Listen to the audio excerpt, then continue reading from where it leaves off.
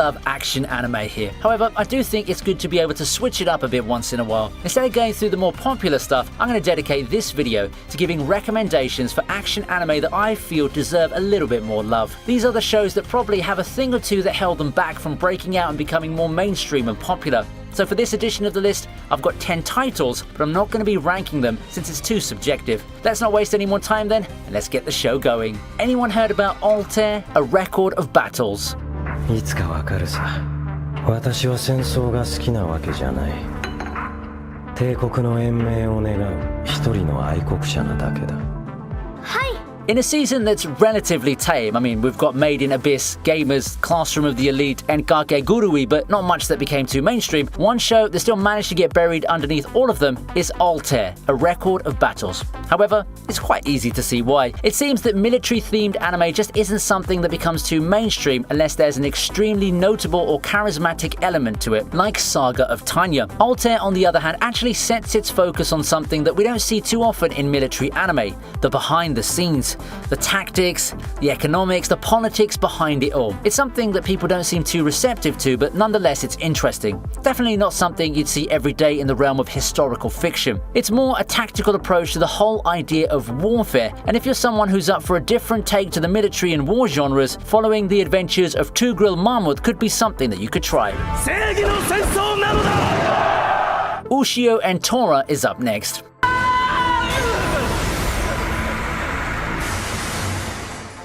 We've been used to seeing a lot of old classics being reimagined and modernized these days, but it seems as if they weren't as common back then. Or maybe it's just a result of the remade titles being not as popular those days, with the exception of Hunter x Hunter. One such example is Ushio and Torah, the 2015 remake of an early 90s anime. It's not the first time we've seen the story of a boy protagonist being forced to work with a supernatural being that may or may not be hostile. We've seen this type of dynamic in stuff like Parasite, for example. But all in all, Ushio and Torah does relish in the good old traditional Japanese culture aesthetic. It does feel like a spiritual ancestor or inspiration to shows like Inuyasha or Natsume's Book of Friends. It's a pretty straightforward shonen that starts off with a Monster of the Week fare before the real plot kicks in. However, it does have its moments, and I think that it's a show that shonen fans might enjoy. Following that is Nura, Rise of the Yokai Clan.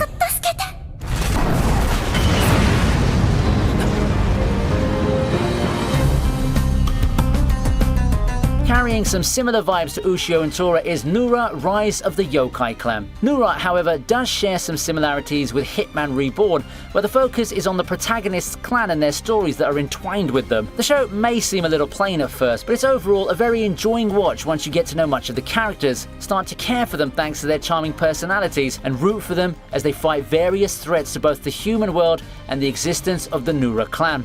And trust me, there's a lot of them in the 2 seasons of the show's run. The show is a great watch, but one major thing I can say that holds it back is how it ends on a major cliffhanger with no anime continuation in sight. It means that you just have to jump off and go read the manga at some point, but you know what, the journey's worth it in my opinion. Garakuri Circus follows, and it's another show you might enjoy.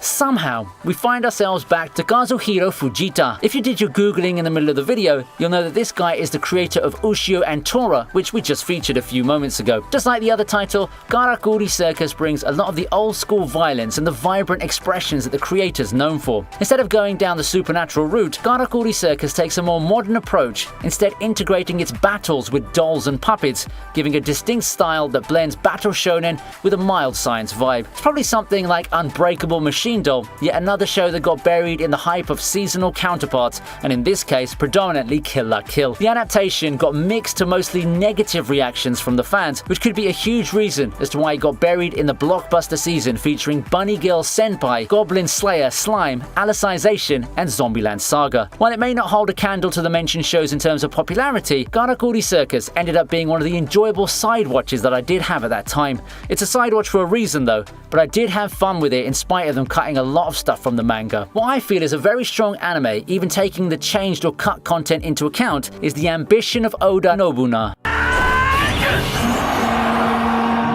Understandably, the idea of gender-bent historical figures in an anime series raises some eyebrows. Yeah, there's fate, but a lot of these types of shows typically ended up leaving no cultural footprint at all, being relegated to fan service fests, which pivots into the reputation these gender-bent shows got generalized into. The ambition of Oda Nobuna is a show that does little to disprove that stereotype. It actively relishes in the sexy, has a pervy main character in an isekai before the genre boomed and those tropes became scrutinized, and has a pretty pragmatic approach in adapting source material. But deep within all of that is a diamond in the rough. You see, while Nobuna does play around with the fan service, it also contains a pretty engaging story about both warfare, history, and the budding relationship between our protagonist and the gender-bent warlords of the Sengoku era. The last arc, the one with the most changes from the source material, in fact feels better to see in what the anime did due to the payoff and the climactic feel it gives in terms of the hero's relationship with Nobuna and the gang. Still, it's got that curse of having an insane cliffhanger ending. Plus, it aired in the same season as the first SAO, so it's a case of wrong place, wrong time. Not that it would explode in popularity in a weaker season given its genre and the amount of relatively tamer fan service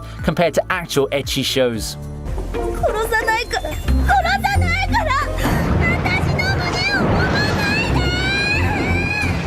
And if you want more videos on shows that flew under the radar like this one, then don't forget to hit the like button and share the video. It's my way of seeing which content you like and which areas to focus on, so let your voice be heard through the views and likes. We resume with the most recent show to be featured so far, World's Finest Assassin.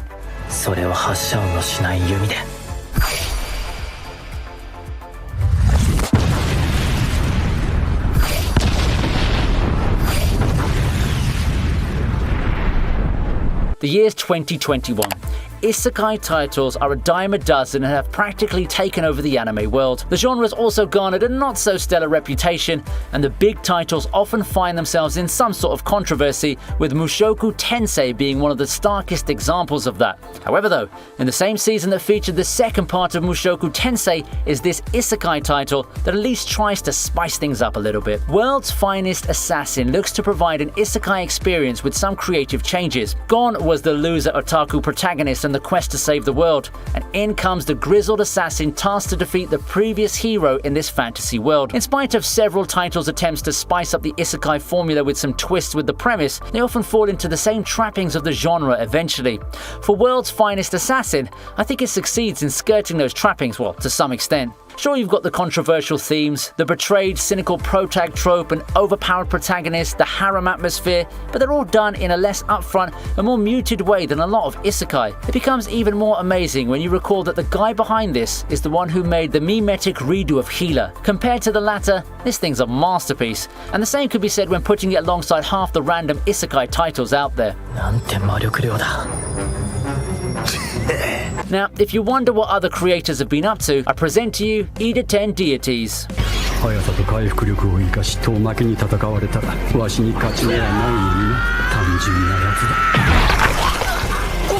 It feels fitting to follow up Redo of Healer Guy's creation with this other underrated action show, this time from the guys who brought us Kobayashi-san and Interspecies Reviewers. With those titles on their resume, I'm pretty sure you know where this one's headed. And true to form, Ten Deities makes no effort in hiding its fan service. Still, I think the show has some pretty good content once you get past those sketchy elements. Good content that got buried in the relatively weak summer 2021 season. Ten Deities has been criticized as an over-the-top and edgy show that's full of style over substance. While I won't be refuting those claims, what's to say that these kinds of insane fight animations, over-the-top power scaling, and high-tension fights are actually bad? I mean, at the end of the day, it just means that the anime appeals to a certain niche, and that certain niche would definitely enjoy this storied history of the war between demons and Ten. All in all, you can clearly see the love put into adapting these series with its incredible production values, and I'm positive the anime team know what they're doing and who this show is made for. Still, it doesn't help for its bid in popularity if there is any. It also doesn't help that it aired alongside Kobayashi-san, ironic as it may be. If you're the type who's always raring to watch a show that goes in your face with the pretty visuals, eye-popping fights, and a dash of fan service, then this one could be the show for you.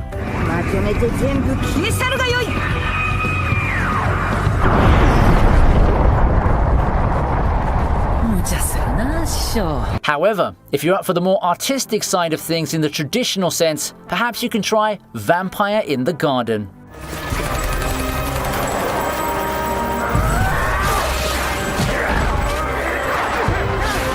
The Netflix model is something that I've often criticized in my videos. I don't have empirical data for this, but I really think that one of the best things when watching anime is the weekly wait and the community discussions that come with it. Immediately dumping stuff in one go for a binge model may be appealing for some, but come on. Have you ever seen engagement for something like Stone Ocean? Vampire in the Garden, I feel, falls victim to the same model, because I do feel that the show has what it takes to be a cult classic. Vampire in the Garden's strongest suit comes in its production values. With Studio Wit and IG at the helm, not much is to be expected, and the art really shows. It comes with an engaging story that, while isn't unique, does the job well enough without being too dragging or too short. Of course, Vampire in the Garden caps at being cult classic level, never breaking the glass ceiling of being a mainstream anime. The overall vibes, the not so unique premise, and all that makes it something that feels like it's better done as a movie. That doesn't sound bad by any means, and if you want a title to relive the good old medieval fantasy era of the 2000s, then you should definitely check it out. We follow that one up now with Super Crux.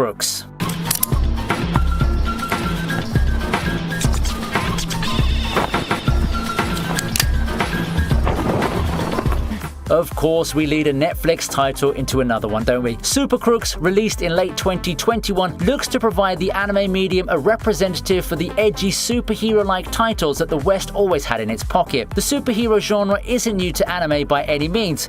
There's really something unique in the overall feel that Super Crux gives. Then again, it's a series by the guy from Marvel who brought us things like Kick-Ass. So everything makes much more sense now. Super Crux takes us to a vibrant world of superheroes and supervillains. Hardly a unique premise, I know, but I found myself growing endeared to the characters as the show went on. They're charismatic in their own ways, and their dynamic together is a joy to watch. They really fit so well in this world that the creator came up with, and the same goes for their role in this story that quickly rushes into full throttle. I really enjoyed this show. It's not groundbreaking in terms of anti-hero / superhero shows or heist shows, but it does bring a different flavor to it, if you will. Something unique, Western, yet works so well in anime form.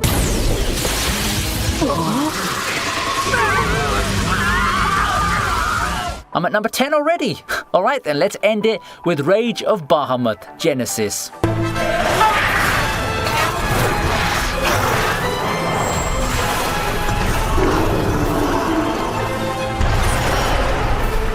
Cygames has become a multimedia juggernaut in the modern days. Grand Blue Fantasy, Princess Connect, Shadowverse, Idolmaster, the list just goes on. With its stranglehold over the market in mobile games, it's inevitable that some lesser-known titles get sent to the wayside. One such franchise under its umbrella is Rage of Bahamut, which is a shame because said franchise came with a pretty damn good anime. Rage of Bahamut is set in a world that very obviously serves as the predecessor to what Cygames fantasy games ended up looking like. High fantasy settings, with humanity being caught up in a war between gods, demons, dragons, and all the other creatures from these kinds of worlds. Kind of like Final Fantasy, I guess. However, while it's easy for the Rage of Bahamut anime to be a soulless commercial for Cygames' mobile card games, which never really made it big overseas, it's surprisingly great at building a world and increasing the stakes to make us all care by the time the big showdown comes. There's a lot of great fighting and exploration, and generally a lot that looks cool thanks to the creative designs and animation that made this my surprise of the fall 2014 season. In fact, I think the game actually did the anime a disservice by being completely dated for mobile game standards back then,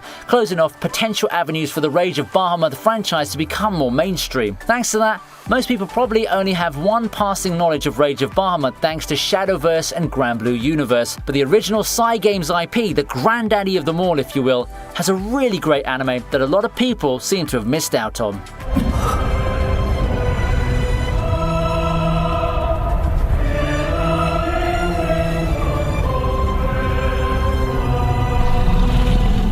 With 10 shows under our belt, which one of those is your favourite? I'd love to know your reasons, so do tell me in the comments. Oh, and share some action shows that you think are underrated while you're at it too, and we could feature them in a future video if this one does well. Thank you for watching, and I hope you enjoyed the video. I'm looking forward to seeing you again in the next video, as we'll have a lot more cool ones coming your way.